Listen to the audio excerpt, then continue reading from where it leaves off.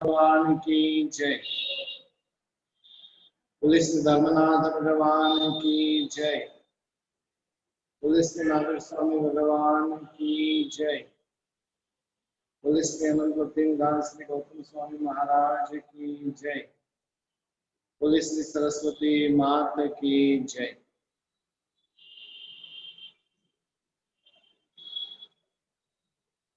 संस्कृत शिक्षा अभियान और जिसके माध्यम से सभी पुण्यशाली संस्कृत सीखने का एक प्रयास कर रहे हैं। अब तक हमने स्टार्टिंग के अंदर तो जो शब्दों का परिचय वगैरह के संबंध में बातें की थी,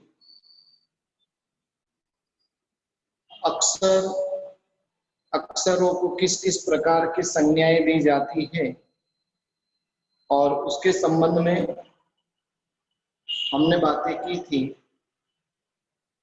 उसके बाद में पहले पार्ट से हमने वर्तमान काल कर्तरी प्रयोग जो प्रारंभ हमने किया था और वर्तमान काल कर्तरी प्रयोग जिसके अंदर मी बस मस स्थित स्थ तीतस अंति ये सभी जो उसके प्रत्यय बताने में आए थे और उस प्रत्यय के आधार पर उसके रूप कैसे कैसे बनते हैं उसके बारे में भी हमने चर्चा की थी। नमामि नमावह नमामह नमसि नमथः नमथ नमति नमतः नमन्ति, इस प्रकार से हमने जो धातुओं के रूप किस प्रकार से बनते हैं उसकी पूरी प्रक्रिया एक एक नियम के माध्यम से हमने देखने का प्रयास किया था और काफी जो धातु अपने बीच में जो आए उन धातुओं का एक एक रूप की प्रैक्टिस भी सबने बहुत सुंदर तरीके से की। लास्ट क्लास के अंदर सर्वनाम आपको बताए गए थे। अहम, आवाम, वयम, त्वम, युवाम, यूयम, सह, तौ, ते, ये तीन सर्वनाम को लेकर हमने कुछ चर्चा की थी और उसके आधार पर आपको 25 से एक सेंटेंस बनाने के लिए बताया गया था और काफी लोगों ने बहुत सुंदर मेहनत कर कर उसके सेंटेंस भी बनाकर भेजे थे कि किस प्रकार से उसकी संधि होती है और संधि के नियम लगाकर कब अनुस्वार होता है, कब अनुनासिक होता है, कब स्वर में मिल जाता है और कब म रहे तो म का म ही रहता है। और उस प्रकार से सभी ने अपने अपने हिसाब से मेहनत कर कर उसके सेंटेंस बनाकर भेजे थे। काफी लोगों को इसके संबंध में कुछ डाउट भी था और काफी लोग एकदम निश्चिंत थे। ये देखिए नियम बहुत ही सिंपल नियम रहे हुए हैं, जहां पर आपको सबसे पहले संधि का नियम बताया था कि स्वर और व्यंजन ये दोनों का मिलन होता है तब संधि होती है। फिर म का अनुस्वार कब होता है और म का अनुनासिक कब होता है उसके संबंध में हमने चर्चा की थी कि वे पद के अंत में म रहे और उसके बाद में यदि कोई भी व्यंजन आए तो उस म का आपको अनुस्वार करना है और या तो म के बाद में जो व्यंजन आता है उसका स्व अनुनासिक करना होता है। स्व अनुनासिक के लिए काफी लोगों को कुछ कंफ्यूजन था कि स्व अनुनासिक कैसे होता है। उसके लिए मैं कह देता हूं कि भी आपको वर्ग को याद करना होगा। क वर्ग, च वर्ग, ट वर्ग, त वर्ग और प वर्ग, ये 5 जो वर्ग रहे हुए और उस 5 वर्ग के हिसाब से उसका स्व अनुनासिक होगा। क, ख, ग, घ और ग, ये 5 में से कोई भी पीछे आएगा तो उसका स्व अनुनासिक ग हो जाएगा। च, छ, ज, झ और य, ये 5 में से कोई भी आएगा तो उसका स्व अनुनासिक य होगा। उसी प्रकार से ट, ठ, ड, ढ, ण, ये 5 में से कोई भी आएगा तो ण हो जाएगा। त, थ, द, ध, न, ये 5 में से कोई भी आएगा तो उसका स्व अनुनासिक न होगा। और प, फ, ब, भ, म, ये 5 में से कोई भी आएगा तो उसकी जगह पर म हो जाएगा। म आया तो भी म होगा, न आया तो भी स्व अनुनासिक, न का स्व अनुनासिक न ही रहा हुआ है, इसलिए म की जगह पर वहां पर न हो जाएगा। अब आगे जाकर एक बात हुई थी विसर्ग की।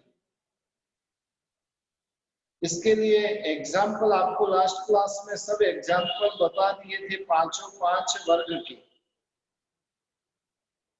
बराबर है।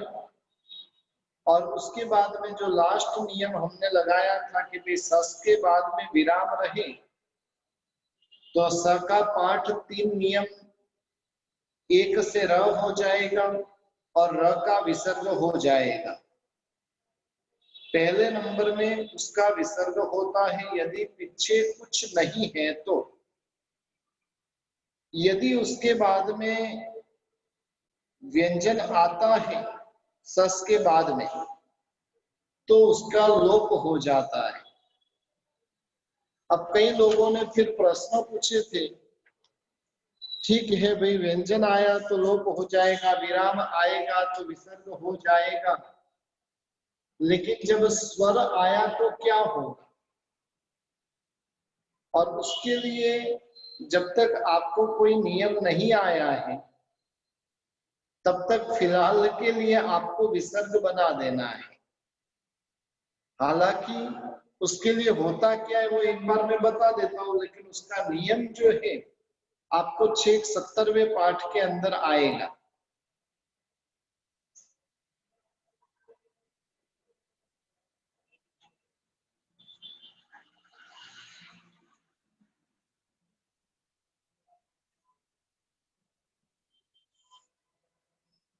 सस था, सस में से सर हुआ, सर प्लस अर्चति। अब उसके बाद में स्वर यदि आता है तो र का उ हो जाता है,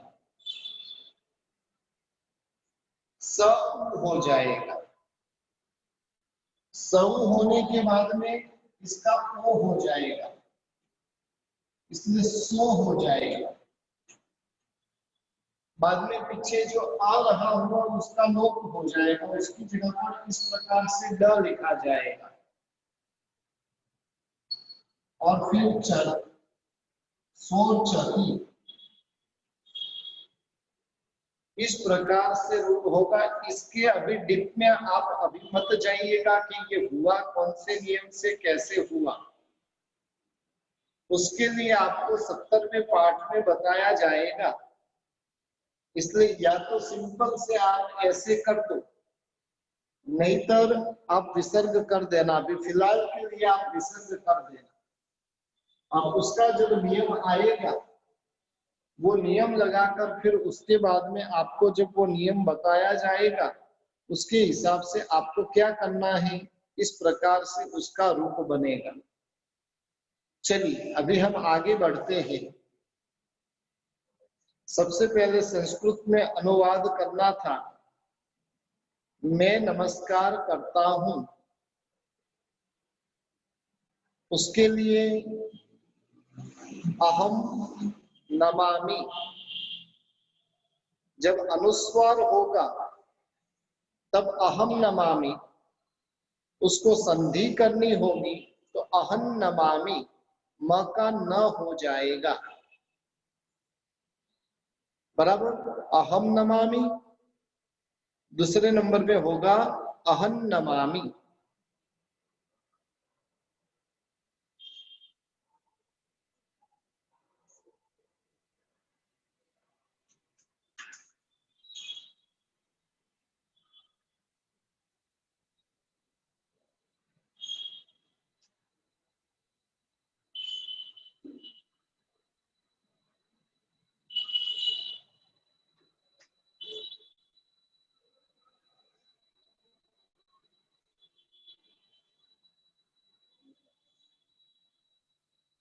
ये दो चीज होगी, अहम नमामि और अहन नमामि।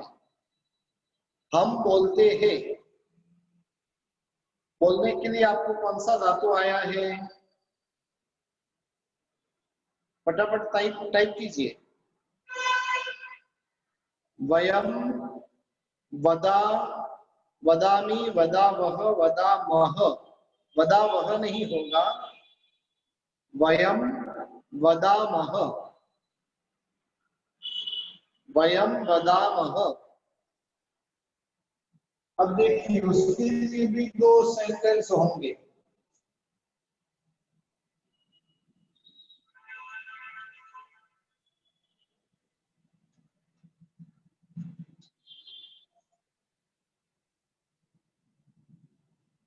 बराबर, दूसरे नंबर में वो म की जगह पर उसका स्व अनुनासिक हो जाएगा।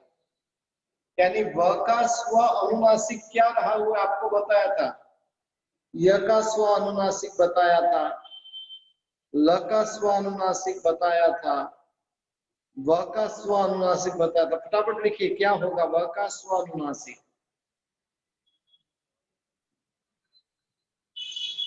व का जो स्व अनुनासिक, य का यम होता है लेकिन व का वम, व का स्व अनुनासिक होगा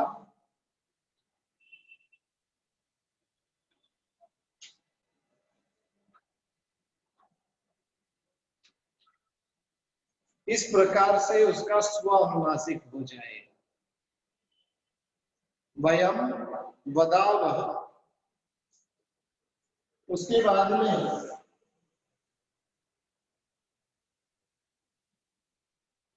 तीसरा जो सेंटेंस था वो तुम पढ़ते हो। पढ़ने के लिए कौन सा धातु आया है?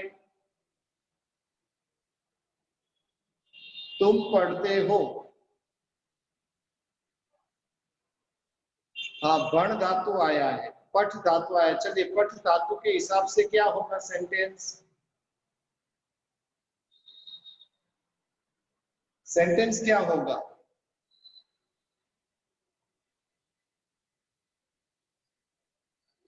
त्वम पठसि, त्वम पठसि। या तो तुम सब के हिसाब से तुम लोगे, सामान्यतः तो एक वचन में लीजिए त्वम पठसि। बराबर, तुम पढ़ते हो। फिर तू पूजा करता है।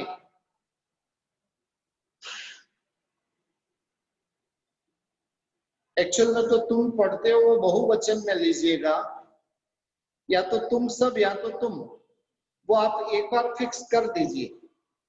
क्योंकि आगे जो सेंटेंस आ रहा है उसमें लिखा है तू पूजा करता है। अब तू पूजा करता है तो एक वचन कर दीजिएगा। वहां पर क्या होगा? त्वम अर्चसी। तू पूजा करता है, त्वम अर्चसी। उसको कैसे लिखा जाएगा?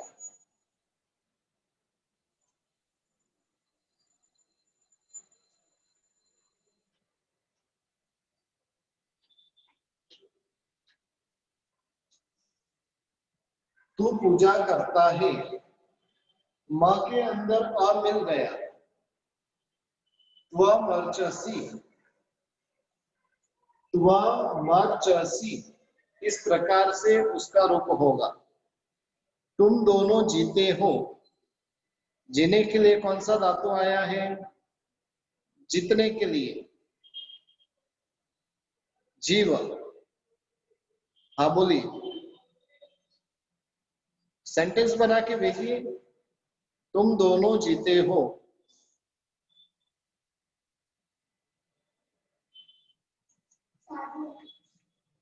युवाम जीवथ, दो सेंटेंस होगा। अब कैसे लिखा जाएगा?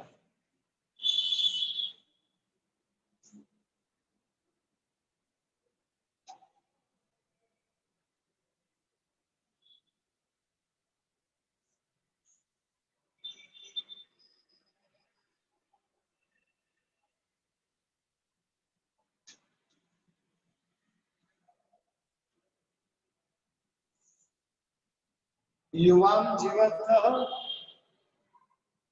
युवान जीवथ, इस प्रकार से होगा। हम दोनों त्याग करते हैं, त्याग के लिए कौन सा धातु आया है? हम दोनों त्याग करते हैं, त्यज धातु है। हाँ बनाइए, सेंटेंस बनाइए। आवाम त्यजावह, आवाम त्यजामि त्यजावह, यानी त्यजावह।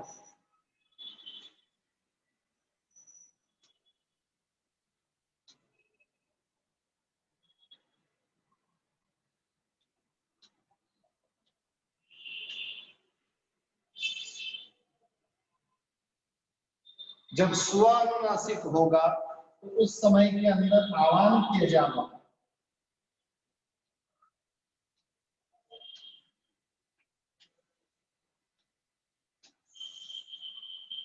संधि करेंगे तो इस प्रकार से होगा, संधि नहीं करेंगे तो इस प्रकार से होगा। सामान्यतया आप जब ये सेंटेंस लिखते हो तब संधि करने की जरूरत नहीं है, आवाम त्यजा वह ही आपको लिखना है।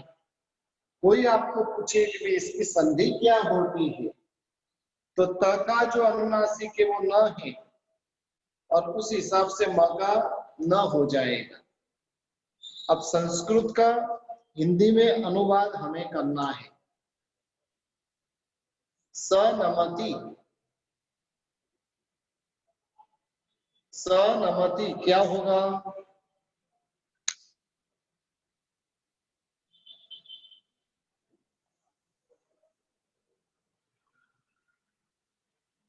सनमति, वह नमस्कार करता है।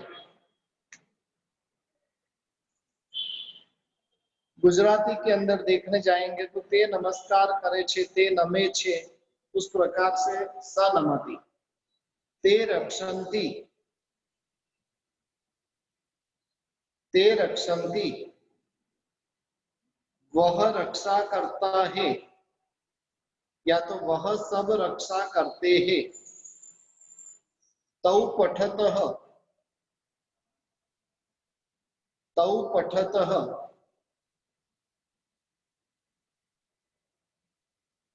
वे दोनों पढ़ते हैं। त्वम पतसि, त्वम पतसि, तू गिरता है, तू गिरता है। जीवामह, जीवामह,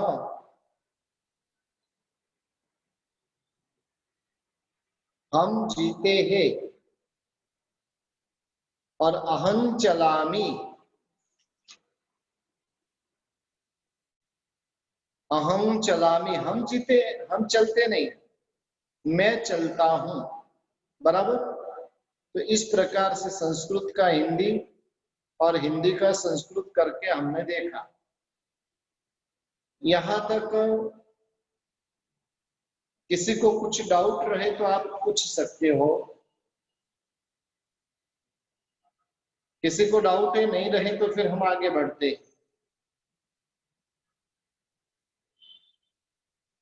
टाइप कर कर भेजिए जिनको डाउट रहे तो।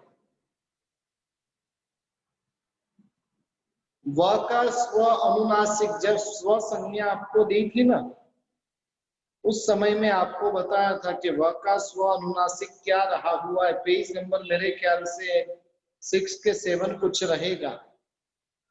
व और वम, य और यम, ल और लम, और 5 ऐसे बताए थे कि जिसका कोई स्व अनुनासिक होता नहीं है, स्व नहीं होता है। बराबर।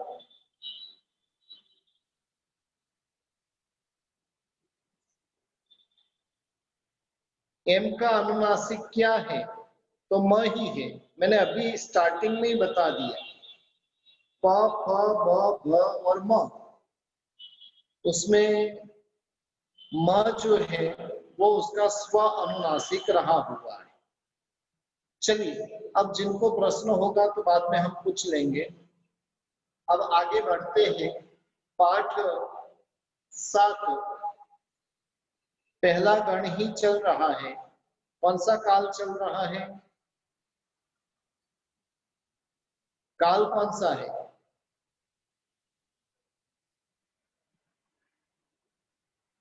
वर्तमान काल है। प्रयोग कौन सा है? कर्तरी प्रयोग है। और पद कौन सा है? परस्मयी पद है। चलिए, सबको लगभग समझ में तो आ रहा है। अब उसके अंदर हम आगे बढ़ते हैं। पहला गण, जिसके अंदर ब्रैकेट में लिखा है कि उपांत्य का गुण। किसका गुण?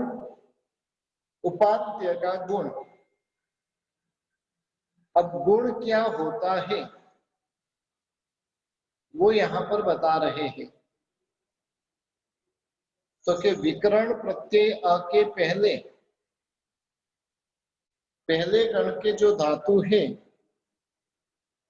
उन धातुओं को विकर्ण प्रत्यय अ लगता है। और उसके लिए नियम बता रहे हैं। उपांत्य किसे कहते वो मैं अभी बता रहा हूं। ये सबसे पहले उपांत्य यानी क्या, कि जैसे समझ लो कि कोई धातु है,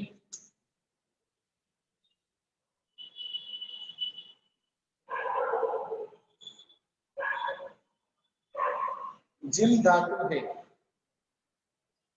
अपन मारवाड़ी में कई बार बोलते जिमोसा। जिमोसा, तो वो जिम कहां से आया? एक्सरसाइज वाला जिम नहीं, खाने वाला जिम। तो जिम जो है, ये जिम के अंदर क्या रहा हुआ है, तो उसको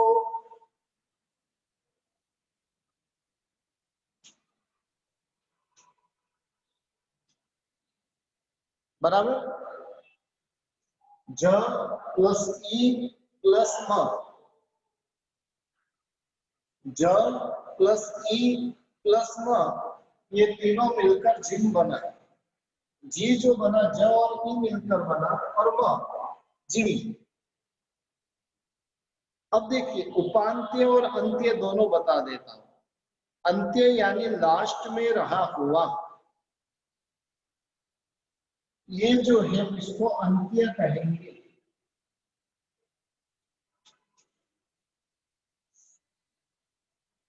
क्या कहेंगे? अंत्य। अंत्य यानी क्या? लास्ट। हम बोलते हैं दी एंड, अंत हो गया। अंत हो गया यानी जो लास्ट में जो रहा हुआ है उसको अंत्य कहेंगे। अब देखिए, उपांत्य शब्द बना है, वो दो शब्द से बना है।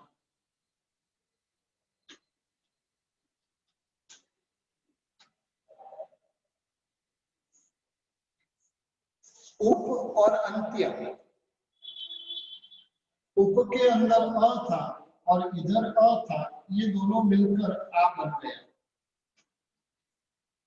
उपा।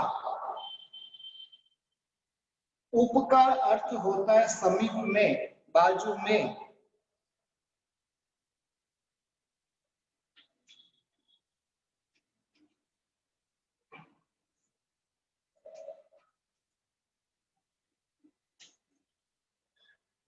बराबर, जो निकट में रहा हुआ है, नियर में रहा हुआ, उसको उप बोलते हैं। अब किसके नजीक में है, तो कि अंत्य के नजदीक में जो है, अंत्य के बाजू में जो होता है उसको उपांत्य कहते हैं। अब यहाँ पर म जो है वो अंत्य है। अब ये तीनों में बोलिए उपांत्य कौन सा होगा? ई जो है, ई जो रही हुई है वो उपांत्य है।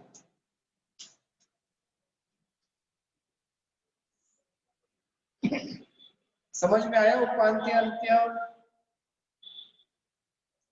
लास्ट में जो रहा हुआ है उसको अंत्य कहते हैं।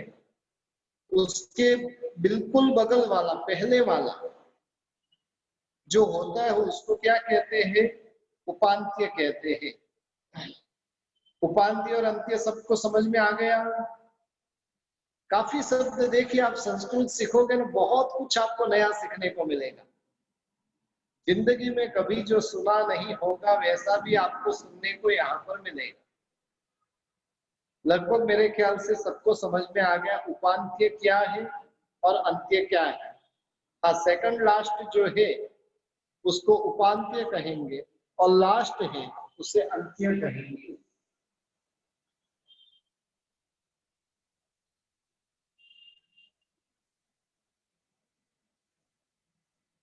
लास्ट है वो अंत्य है और सेकंड लास्ट है वो उपांत्य है।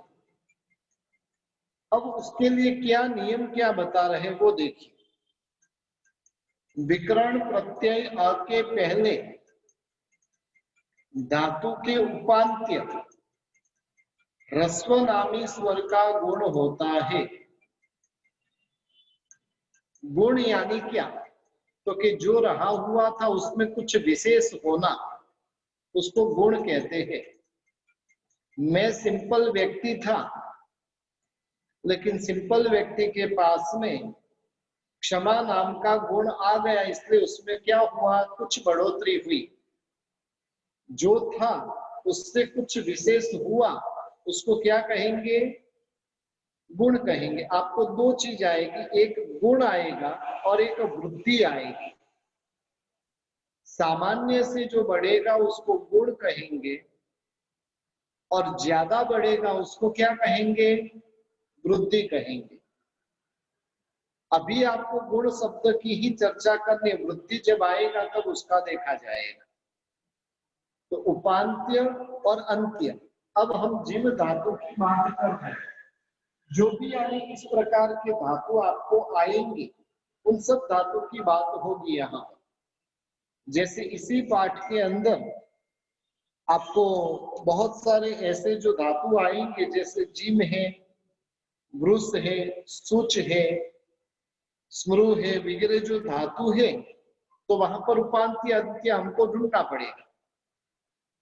किसी के अंत्य में स्वर रहेगा, किसी के अंत्य में व्यंजन रहेगा, किसी के उपांत्य में व्यंजन रहेगा, किसी के उपांत्य में स्वर रहेगा।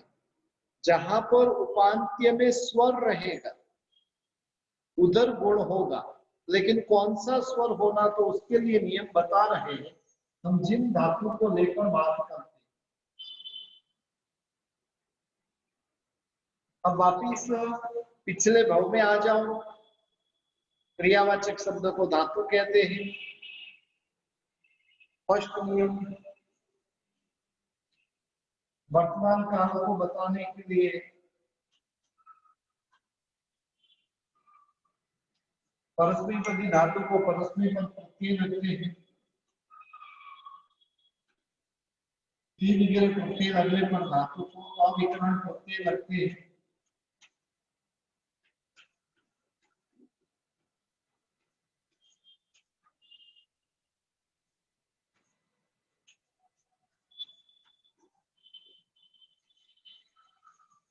जिम प्लस अ प्लस मी, इतना समझ में आ गया। ये सब नियम आपके पहले वाले हैं। अभी तक हमको पहले में कोई इसका क्या करना उसके लिए कोई नियम नहीं आया था, और बिना नियम से करने जाएंगे तो क्या हो जाएगा, जिम्मामी हो जाएगा। लेकिन जिमामी रूप गलत रहा हुआ है, तो जिम का क्या होगा? तो फिर जिम का क्या होगा वो यहाँ पर अभी बता रहे हैं। विकरण प्रत्यय अ के पहले, विकरण प्रत्यय अ कहां पर है? ये आपका विकरण प्रत्यय है, बराबर। ये विकरण प्रत्यय ये है, बीच वाला जो अ है वो विकरण प्रत्यय है। विकरण प्रत्यय अ के पहले धातु के, ये जिन धातु है, शब्द रहेगा तो उसमें ये नियम नहीं लगेगा। सिर्फ ये नियम किसमें लगेगा? धातु को ही लगेगा। धातु के उपांत्य ह्रस्व नामी स्वर का गुण होता है। पहले तो बोलिए नामी स्वर कितने थे? नामी स्वर कितने थे? 12 थे, बराबर। उसमें से ह्रस्व नामी स्वर कितने? गलत। नामी स्वर 12 थे, ह्रस्व नामी स्वर 4 ही थे। अ निकल गया था। आ को छोड़कर बाकी जो स्वर है उसको नामी कहते हैं। समझ में आया ना? अब देखो आपको ध्यान में आएगा कि उधर नामी संज्ञा क्यों दी थी, कि इस प्रकार से उसका उपयोग होगा। तो यानी ह्रस्व नामी स्वर नहीं, इधर इधर समझ लो कि दीर्घ होता तो भी नियम नहीं लगता था। ह्रस्व रहे तो ही ये नियम लगेगा।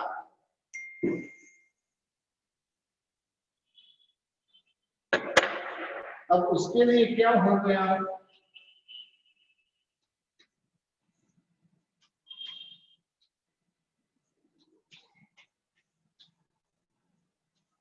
जिम प्लस अ प्लस मी,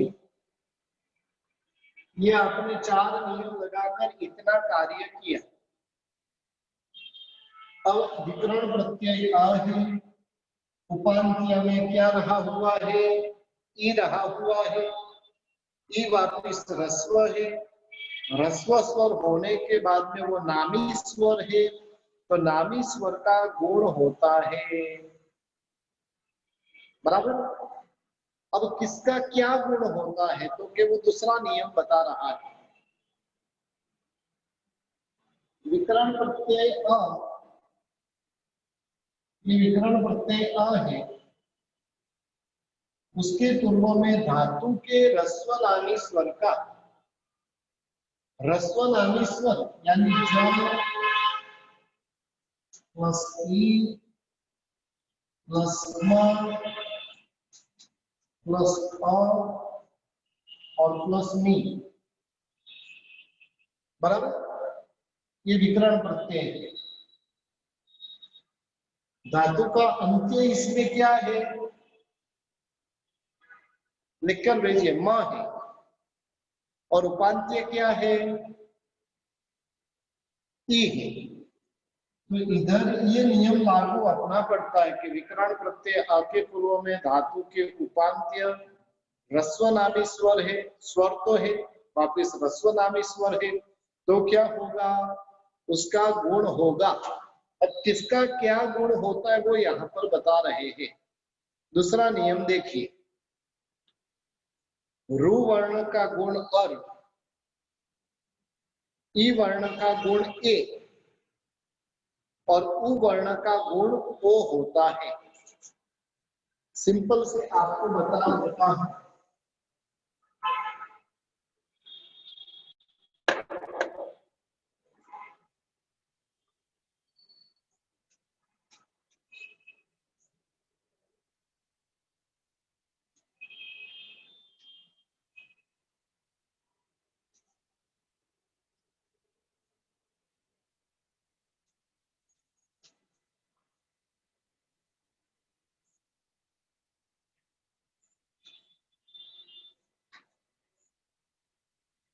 क्या गुण होता है देख लीजिए। जहां पर रू वर्ण है, रू वर्ण में दो आएंगे, रू और रू, उसका अर हो जाएगा, यानी ऐसा रहेगा विकरण प्रत्यय अ रहेगा और उसके पहले उपांत्य में रू रहेगा तो उसका अर हो जाएगा, ऊ रहेगा तो उसका ओ हो जाएगा और ई रहेगा तो उसका ए हो जाएगा। किसका क्या गुण होता है? हाँ, रू का क्या होता है? तो रू में क्या है?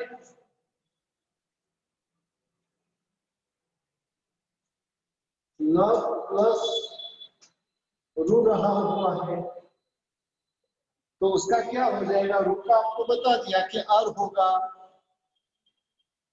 रू भी रहेगा तो उसका अर होगा, क्योंकि उसमें आखिर में रू में क्या रहा हुआ है? ये रू रहा हुआ है, बराबर। अब देखिए नियम क्या कहता है, रू वर्ण का गुण, ये रू वर्ण हुआ तो रू वर्ण में दो आते हैं, उसका गुण अर होगा, ऊ वर्ण का गुण ओ होगा और ई वर्ण का गुण ए होगा। अब चलिए ये जिन में क्या है? ई है, ऊ है कि रू है? जिनमें जो रहा हुआ है वो क्या है? तो कि ई है, ये रहा ई, तो ई का गुण क्या हो जाएगा? ई का गुण क्या होगा? तो कि ए होगा, इसलिए जब प्लस ए प्लस म प्लस अ प्लस मी, ई का क्या हो गया? ए हो गया,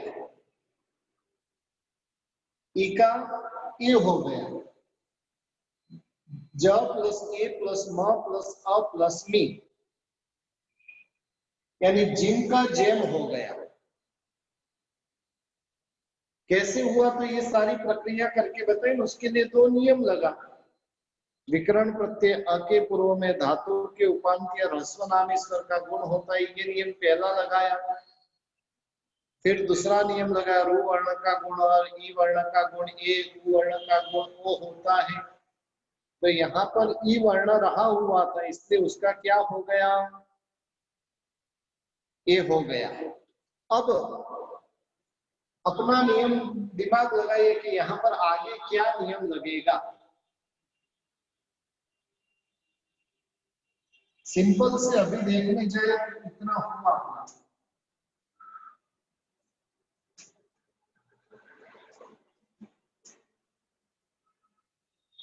जेम प्लस अ प्लस मी। अब क्या नियम लगेगा? म और व से शुरू होने वाले प्रत्यय के पहले अ हो तो उस अ का क्या हो जाता है? आ हो जाता है। जेम प्लस आ प्लस मी, इसमें म मिल गया, म में आ मिल गया, यानी जेमा मी रूप होगा। फिर से एक बार पूरी की पूरी प्रक्रिया करके आपको मैं बता देता हूं।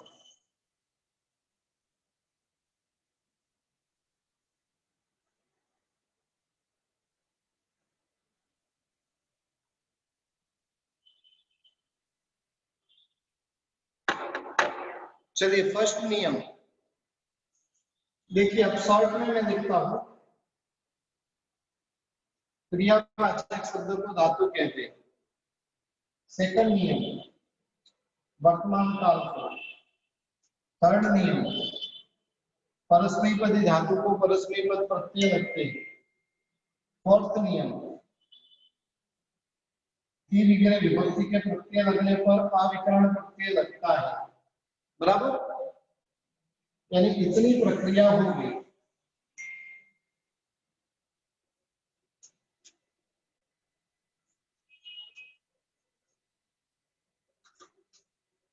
जिन प्लस अ प्लस मी।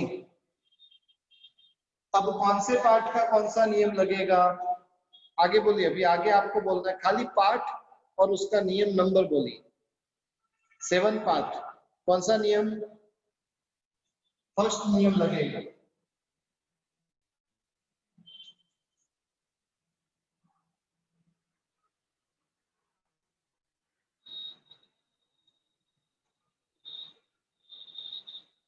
उधर भी यही होगा, जी प्लस आ प्लस मी। उसके बाद में कौन सा नियम लगेगा? 7 पार्ट का दूसरा नियम।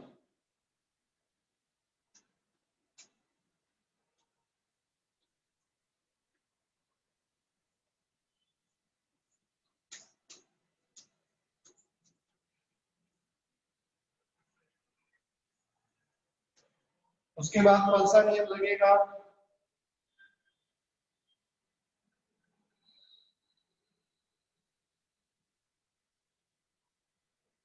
दूसरे पार्ट का तीसरा नियम, म और व से।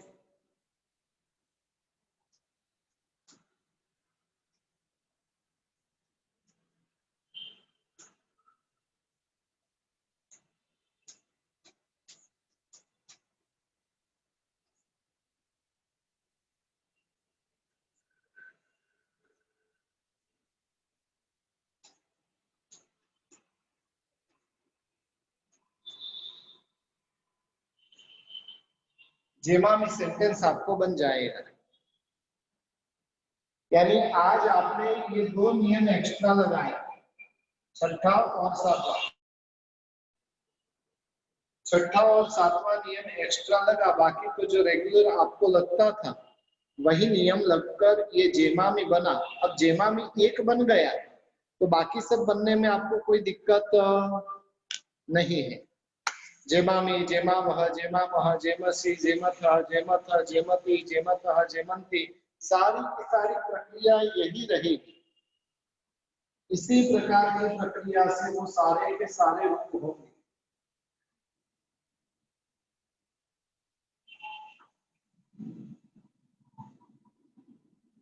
अब सबकी स्थिरता रहे तो 8वें पाठ का 2 नियम ले लेता हूं। आधा तो आपको बता दिया है, आधी जो बात है वो आपको बता दी है, तो आधी बात ही करना। अब देखिए 8वें पाठ का फर्स्ट नियम है, विकर्ण प्रत्यय अ के पहले धातु के अंत्य यानी अंतिम ह्रस्व या दीर्घ नामी स्वर का गुण होता है। उपांत्य में सिर्फ ह्रस्व नामी स्वर का गुण,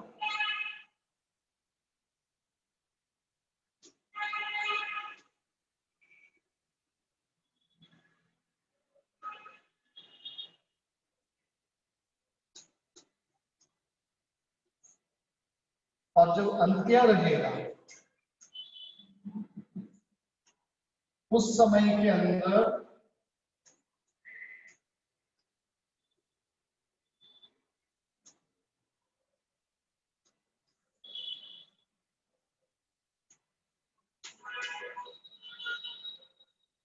बराबर।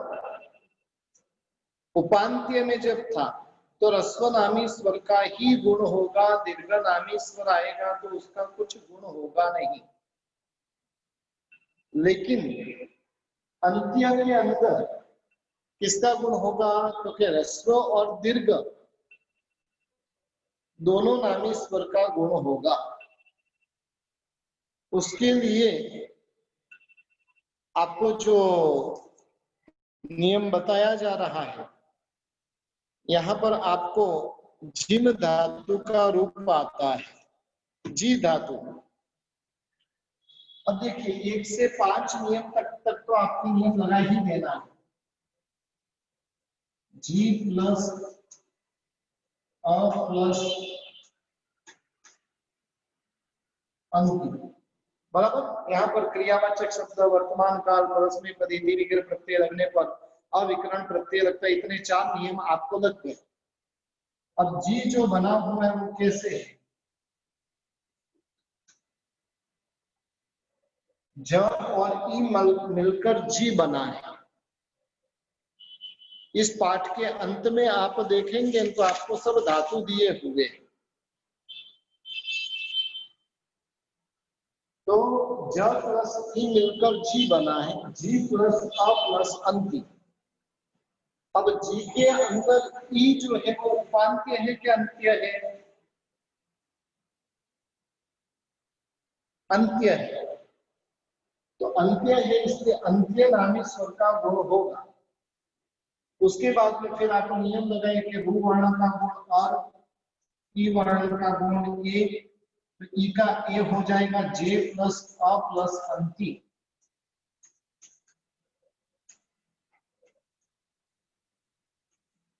बराबर, जे प्लस अ प्लस अंति। अब उसके बाद में अभी क्या करना, उसके लिए एक बहुत अच्छा नियम यहाँ पर बता रहे हैं। जे प्लस अ प्लस के ऊपर का पूरा मिटा देता हूं।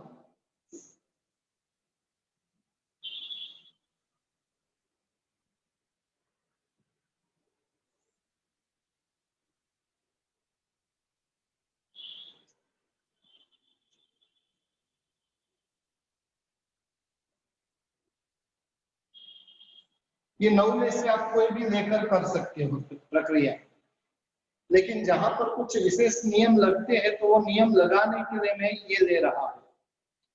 बराबर, जी प्लस अ प्लस अंति, जे प्लस अ प्लस अंति।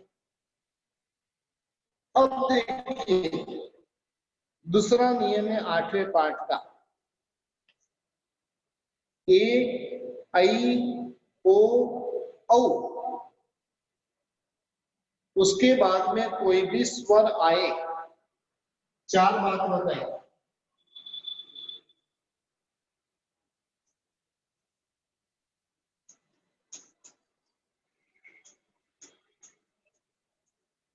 बराबर, ए आई ओ औ, इसको क्या कहते हैं, संध्यक स्वर कहते हैं। ये 4 संध्यक स्वर के बाद में कोई भी स्वर आए,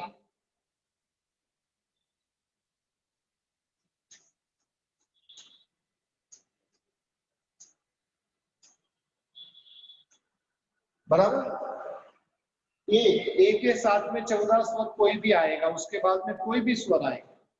आई के बाद में 14 में से कोई भी स्वर आए, ओ के बाद में 14 में से कोई भी स्वर आए, और औ के बाद में 14 में से कोई भी स्वर आए, तो उसका क्या हो जाएगा, एक ही जगह पर क्या होगा, पीछे जो स्वर रहेगा वो स्वर वैसा का वैसा रहेगा।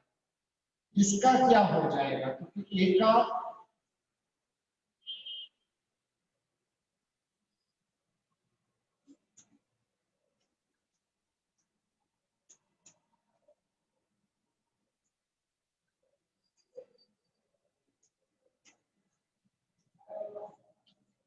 एक ही जगह पर अय हो जाएगा, आई की जगह पर आय हो जाएगा, ओ की जगह पर अव हो जाएगा, और औ की जगह पर आव हो जाएगा। 8वें पाठ का दूसरा नियम जो क्या कहता है, ए का अय, आई का आय, ओ का अव और औ का आव हो जाएगा। अब चलिए यहाँ पर जे में क्या है, अ है, आई है, क्या है, ये जे के अंदर ये वाला है, ये वाला फर्स्ट वाला कि सेकंड वाला, फर्स्ट या सेकंड, फर्स्ट वाला है। जे के अंदर जो है वो फर्स्ट वाला है, और फर्स्ट वाला होने के कारण उसका ए का क्या हो जाएगा, ज प्लस ए प्लस अ प्लस अंति था। तो इधर ए का अय हो जाएगा,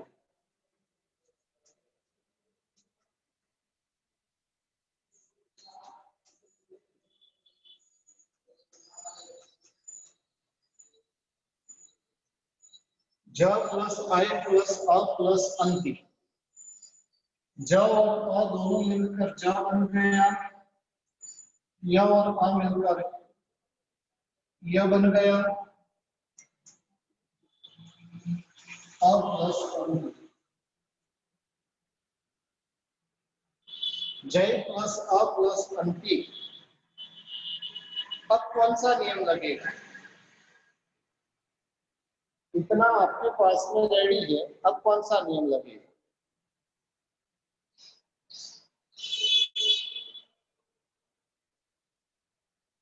अ का लोप होगा, अ के बाद अ या तो ए आए तो पूर्व के बाद का लोप हो जाएगा।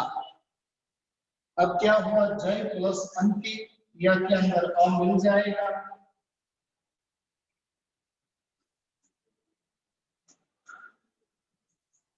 जयंती हो गया, कितना इजी है। हम बोलते हैं जैनम जयति, वो जयति कैसे बना, जयंती कैसे बना, जयामी कैसे बना, तो वो इसके माध्यम से होगा। आज आपको 4 नियम बताए, 7वें पाठ के 2 नियम और 8वें पाठ के 2 नियम बताए। अब देखिए यहाँ पर 8वें पाठ के अंत में ये सब धातु दिए हुए हैं, उन धातु के रूप बनाना है। नियम लगाकर वो रूप कैसे बना, जैसे अभी मैंने करके बताया ना, वैसे आपको कर कर पूरी की पूरी प्रक्रिया करनी है। कोई भी एक, जैसे एक क्रीड धातु लेना, एक जिन धातु लेना, एक निंद धातु लेना, एक वृष धातु लेना, एक सुच धातु लेना, हर एक धातु लेकर उसके अंदर एक एक साधनी का बनाने का प्रयास करिएगा। नियम कैसे कैसे लगेंगे मैंने बता दिया। क्रियावाचक शब्द को धातु कहते हैं। वर्तमान काल का निर्देश करने के लिए परस्मैपदी धातु को परस्मैपद प्रत्यय, टी वगैरह प्रत्यय लगने पर अविकरण, फिर विकरण प्रत्यय अपूर्व। 7वें पाठ का पहला नियम, फिर 7वें पाठ का दूसरा नियम, या तो 8वें पाठ का पहला नियम, फिर 7वें पाठ का दूसरा नियम, फिर 8वें पाठ का दूसरा नियम, और ऐसे सब नियम लगकर क्या होंगे, इसका ये जयामी, जयावह, जयामह, जयसी, जयतः, जयथ, जयति, जयतः, जयंती आदि रूप बनेंगे आपको। तो ये सारी की प्रैक्टिस आपको कब करना है, कल परसों 2 दिन का समय है, उस समय के अंदर इसकी प्रैक्टिस कर कर रखना है। इसलिए अगली क्लास के लिए आपका होमवर्क है, संस्कृत भाषा में आप भूल गए तो चलेगा नहीं, इसलिए रोज के लिए पहले से रिवाइज करते रहना जरूरी है। स्कूल के अंदर आप फर्स्ट का भूल गए और सेकंड में चले गए तो चलेगा, हाँ। जो कॉलेज में आता है उसको फर्स्ट से 10th तक का कुछ भी याद नहीं रहे, फिर भी वो कॉलेज में चल जाएगा, लेकिन यहाँ पर वैसा नहीं चलेगा। यहाँ पर तो आपको स्टार्टिंग से रोज रिवाइज करना है, रोज उसका स्मरण करते रहना है। तो इस प्रकार से 7वें और 8वें पाठ के जो नियम है, उस नियम को आपको याद करना है। नियम याद करने के बाद में उसकी साधनी का, यानी जो नियम लगने के बाद में जो रूप तैयार होता है वो कैसे होता है वो आपको करना है। 3rd नंबर के अंदर आपको 14 धातु इस पाठ के अंदर 2 पाठ के बताए हैं, 13 के 13 धातु है, तो 13 धातु के आपको रूप बनाना है। 4th नंबर के अंदर उसके जो सेंटेंस है, संस्कृत का गुजराती और गुजराती का हिंदी और हिंदी का संस्कृत, तो ये सेंटेंस आपको करना। इतना सा ही होमवर्क आपको परसों के लिए है। 2 दिन का समय है, घंटा 1.5 घंटे का समय निकाला तो सब कुछ आराम से हो जाएगा, बराबर है। चलिए 1 ही मिनट में हाथ धो के आया हूँ, फिर उसके बाद में